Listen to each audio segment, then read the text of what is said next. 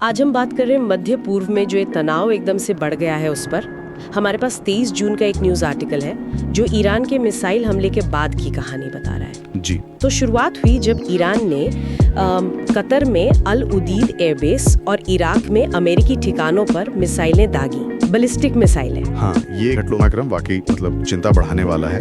हालांकि एक अच्छी बात ये रही, जैसा कि रिपोर्ट में है, कि कतर का जो एयर डिफेंस सिस्टम है उसने मिसाइलों को रोक लिया। अच्छा। हाँ, सफलतापूर्वक इंटरसेप्ट किया, तो कोई जानी नुकसान नहीं हुआ। लेकिन फिर भी माहौल तो आप समझ सकते हैं पहले से ही नाजुक था, अब और गंभीर हो गया है। जाहिर है। और इस तरह के हमले का असर तो फौरन महसूस हुआ होगा, खासकर आसमान पर। बिल्कुल, सबसे पहला और शायद सबसे बड़ा असर हवाई यातायात पर ही पड़ा। जैसी ये खबर आई, कतर, यूएई, कुवैत, बहरीन और यहाँ तक कि इराक ने भी अपने एयर स्पेस बंद कर दिए एहतियातन। बाप रे, सारे पड़ोसी देशों ने। इसका मतलब तो दुबई, अबू धाबी, दोहा, ये जो बड़े हब्स हैं। जी हाँ, दुनिया के कुछ सबसे व्यस्त एयरपोर्ट्स में गिने जाते हैं। एकदम थम गए। तो हजारों फ्लाइट्स या तो कैंसिल हुई या डाइवर्ट की गई होंगी। बिल्कुल।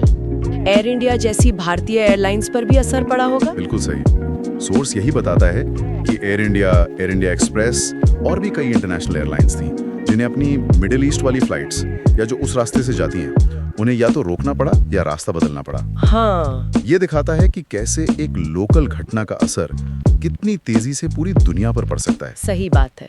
ये तो हुई हवाई यात्रा की बात, लेकिन क्या ये तनाव सिर्फ आसमान तक ही रहा या जमीन पर, आर्थिक स्तर पर भी चिंताएं बढ़ी? हाँ, ये बहुत जरूरी सवाल है।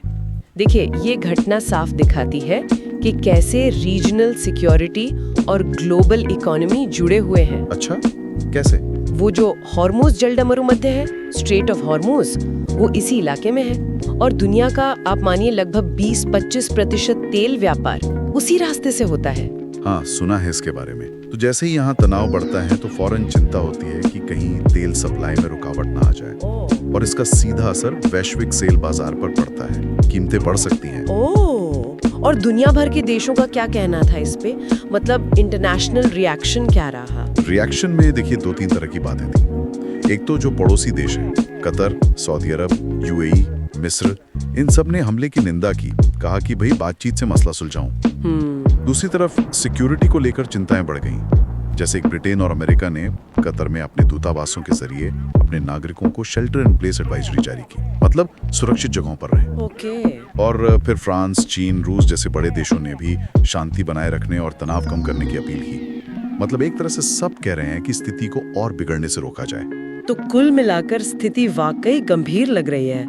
मिडिल ईस्ट में टेंशन हाई है, एयर ट्रैफिक रुका हुआ है, तेल सप्लाई पर सवालिया निशान है, और पूरी दुनिया कह रही है कि शांत हो जाओ।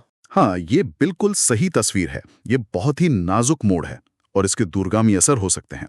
ये घटना फिर से हमें याद दिलाती है कि आज की दुनिया में क्षेत्रीय संघर्ष कितनी तेजी से ग्लोबल संकट बन जाते हैं। सही कहा। तो अभी सबसे बड़ी जरूरत है कि किसी तरह टेंशन कम की जाए, बातचीत हो, टकराव को टाला जाए। तो ये जो तात्कालिक असर हम देख रहे हैं, हवाई यात्रा रुक गई, तेल की चिंताएं बढ़ गईं, इससे आगे अगर सोचें तो क्या लगता है, क्या ये घटना मिडिल ईस्ट में जो देशों के आपसी समीकरण हैं या फिर दुनिया की एनर्जी पॉलिसीज हैं, उन पर कोई लंबा असर डाल सकती है? ये सोचने वाली बात है। बिल्कुल, ये सवाल बहुत अहम है और शायद आने वाले वक्त में हमें इसका जवाब ढूंढना होगा कि ये घटना लॉन्ग टर्म में क्या बदलाव लाती है।